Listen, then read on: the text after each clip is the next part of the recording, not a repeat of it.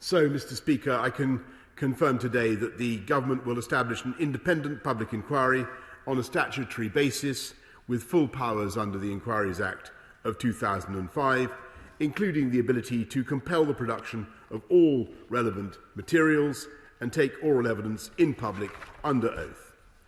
In establishing the inquiry, we will work closely with the devolved administrations as we have done throughout our pandemic response. And my right honourable friend, the Chancellor of the Duchy of Lancaster, has this morning spoken to the First Ministers of Scotland and Wales and the First and Deputy First Ministers of Northern Ireland to begin those conversations.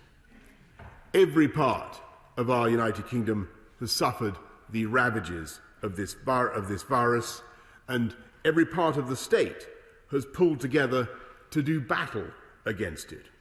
And if we are to recover as one Team UK, as we must, then we should also learn lessons together in the same spirit.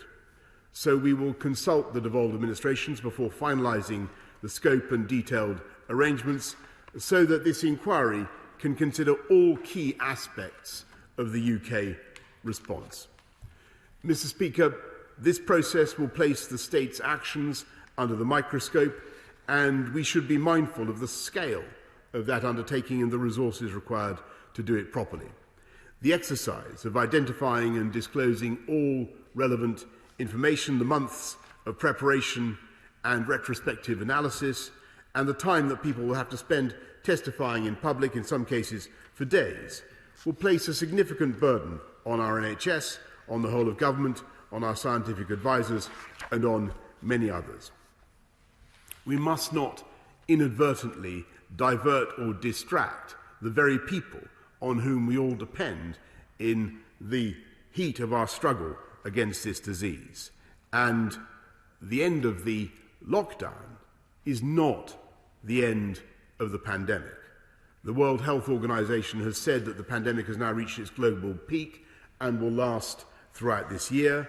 Our own scientific advisers judge that although more positive data is coming in and the outlook is improving, there could still be another resurgence in hospitalisations and deaths.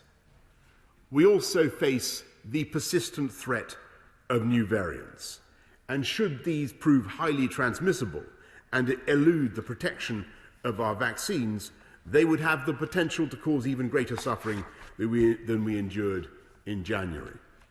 And there is, in any case, a high likelihood of a surge this winter when the weather assists the transmission of all respiratory diseases and when the pressure on our NHS is most acute.